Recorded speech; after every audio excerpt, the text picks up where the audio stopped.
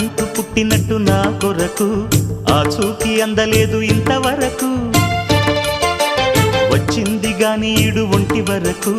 వేధించలేదు నన్ను జంట కొరకు చూశాక ఒక్కసారి ఇంత వెలుగు నా వంక రాను అంది కంటి కునుకు ఈ అల్లరి గారడి నీలీల అనుకోనా నీ పేరు ప్రేమ అవునా ఇవాళే నిన్ను పోల్చుకుందా